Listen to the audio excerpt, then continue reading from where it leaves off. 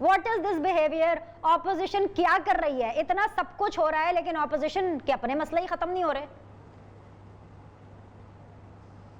शुक्रिया बेनिश, मैं आफ्ताब साहब की बात सुन रहा था। आफ्ताब साहब हमारे बड़े ज़बरदस्त कोलीग हैं, दोस्त हैं, बड़े अच्छे। बेशक देखें, शरीफ आदमी है। एक बात से बेशक मैंने एक बात से तो मैं इत्तेफाक करता हूँ जो इन्होंने पहले की थी, तोशा खानों वाला आपने सवाल किया था, तो वो देखें ना, इमरान खान साहब जब मतलब है कि वो आज जो कल कंटेनर पे खड़े होकर बातें करते थे, लेकिन आज तो वो हर बात से पर उन्होंने यू टर्न लिया। यू टर्न तो नहीं लिया, इसको ये तो क्लियरली एक धोखा है अवाम के साथ कि एक अपने आप को लीडर भी आप क्लेम करते हैं, फिर लीडर क्लेम करने के बाद हर वो काम जो आपने आवाम से वादा करके वोट लेने की कोशिश की थी और वो वोट लेने में भी कामयाब ना हो सके, फिर आपको एक ख़ास तबके की और दस्तानों वालों की ज़रूरत पड़ी सपोर्ट की, फिर आपने आवाम का वोट चुराया, फिर उसके बाद आप बैठे। हाँ, यकीनी तौर पर वो लीडर तनकीद भी बर्दाश्त करता है, वो फिर तोशा खानों के सवालों के जवाब भी देता है, जिसको पता हो कि कल को मैंने फिर आवाम के पास वोट लेने के लिए जाना है और मैं अगर इस मसनद पर बैठा हूँ तो आवाम के वोट के ज़रिए बैठा हूँ। जब बंदे के दिल में ये घमंड और गरूर हो कि मुझे बिठाने वाले ये आवाम नहीं है, मुझे वोट देने वाले ये आवाम नहीं है और मैं किसी अपनी मतलब है हिकमत अमली की वजह से और मैं किसी और की सपोर्ट की वजह से इस मसनद पर पहुंचा हूं, तो फिर वो वाकई जवाब दे नहीं है, फिर उसको जवाब नहीं देना चाहिए और वाकई ये जवाब दे नहीं है। इसकी दो चार वादे मिसालें हैं। आप देख लें कि परवेज़ मुशर्रफ ने पाकिस्तान का कानून और आइन तोड़ा, कोई उससे उस केस में उसको सज़ा हुई, फिर उस केस को उसकी सज़ा ख़त्म कर दी गई, कोई पूछने वाला नहीं, कोई आया नहीं। आप देखें फॉरेन फंडिंग केस है, बंद पड़ा हुआ है, स्टे ऑर्डर है, कोई पूछने वाला नहीं। आप BRT पेशावर केस देख लें, वो बंद पड़ा है, कोई पूछने वाला नहीं। आप देख लें 12 खरब के ऑडिट्स ऑब्जेक्शन लगे, इन्हीं की हुकूमत ने लगाए कि कोरोना के फंड में घपले हुए हैं, कोई पूछने वाला नहीं और ना ये जवाब देना चाहते हैं।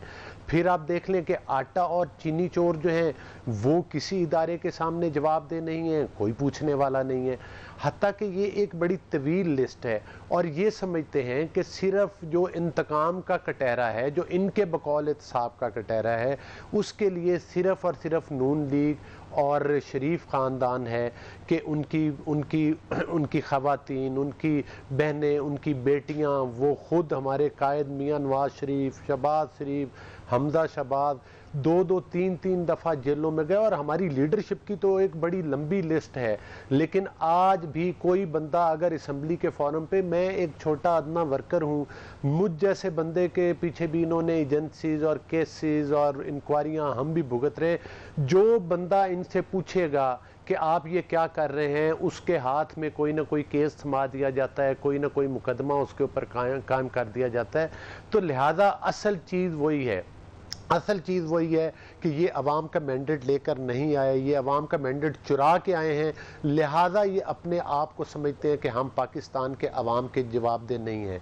ये कौमी खजाने असल मसला ये भी है कि ऑपोजिशन, चाहे अलग अलग पार्टीज हो या चाहे मुत्तहिदा ऑपोजिशन हो, वो इस हुकूमत का इतनी बुरी परफॉर्मेंस के बाद भी कुछ नहीं बिगाड़ सकती है। अली गौहर बलोच साहब, इमरान खान साहब ये फरमा रहे हैं कि तारीख में कभी भी शफाफ इलेक्शन तो हुए नहीं है, तो इस दफ़ा जब EVM आ जाएगा ना, ई वोटिंग, तो उससे तमाम मसाइल हल हो जाएंगे। दूसरी तरफ इलेक्शन कमीशन क्या फरमा रही है कि भाई जो वो RTS जो पिछले इंतखाबात में बैठ गया था ना, वही RTS जो है वो अगले इलेक्शंस में, यानी जो अब होने वाले इलेक्शंस है, वो भी इस्तेमाल होगा।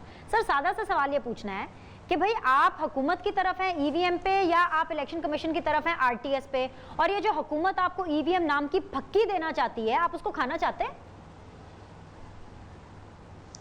देखिए, ना सिर्फ पाकिस्तान मुस्लिम लीग नून बल्कि बिनिश तमाम अपोजिशन पार्टीज़ ने और बिलखसूस PDM ने के प्लेटफॉर्म पर भी इस जादू वाले डिब्बे का जो है मतलब है कि बिल्कुल उसको रिजेक्ट किया गया है। ये हमने क्या रिजेक्ट करना है, पूरी दुनिया में देख ले 8 या 9 ममालिक में ये सिस्टम है, और इस दफ़ा तो अमेरिका के इलेक्शन में भी कदगन लग गए, यूके में ये इस्तेमाल नहीं होता। उसके अलावा जर्मनी में इसके ख़िलाफ़ लेजिस्लेशन की गई है कि उनके आइन में शामिल कर दिया गया है कि ये नहीं है।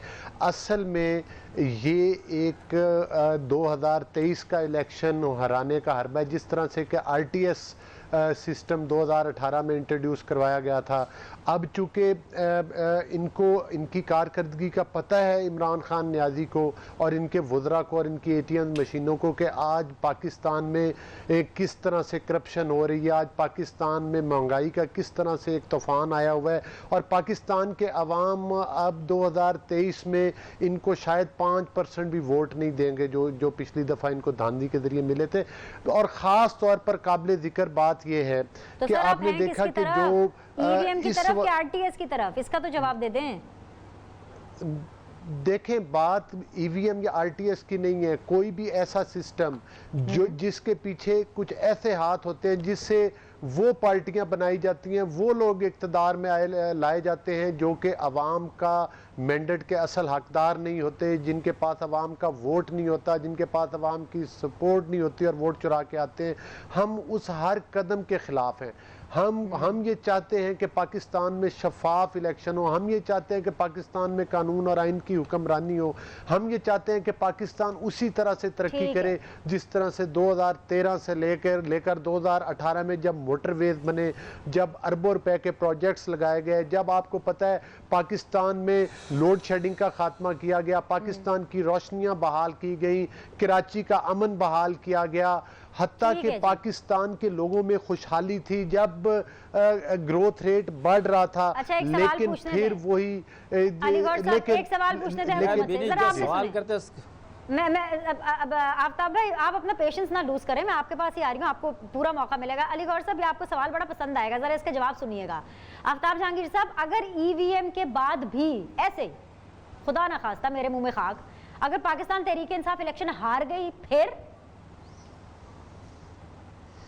अच्छा देखिए, बात ये EVM हो या ना हो, इलेक्शन फेयर होना चाहिए।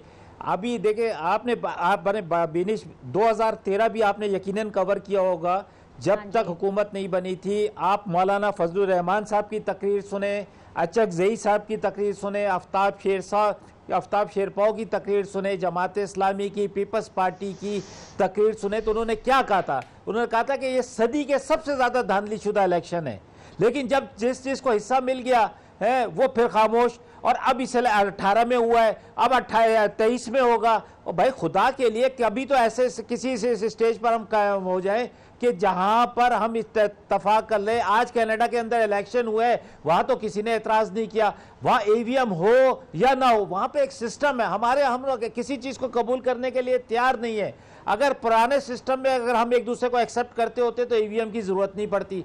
अब EVM को लेकर आ रहे हैं, ये जदीद है, इस पे बैठे, इस पे बात करें, इस पे बेहतरी लाने की कोशिश करें। अगर इसमें कोई कमजोरी है ताकि कौम जो है इस सवाल का जवाब दे दें। अगर EVM के बावजूद आप लोग हार गए तो क्या करेंगे, क्या कहेंगे, मानेंगे? सर मैंने तो आपको कहा कि EVM पार्टी के पास जाऊं जी, बिल्कुल करेंगे। मैं तो बिल्कुल करूंगा। अगर मैं EVM ना भी हो और मैं हारूंगा तो कबूल करूंगा। आपकी पार्टी करेगी? इमरान खान साहब करेंगे? बिल्कुल करना चाहिए, बिल्कुल करना चाहिए, इसमें कोई दो राय नहीं है।